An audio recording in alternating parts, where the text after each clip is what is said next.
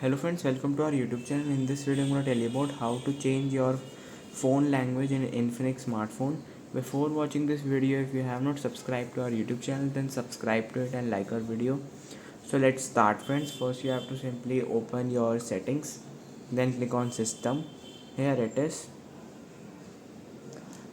languages. Click on language, then here it is other language. You can choose any language you want.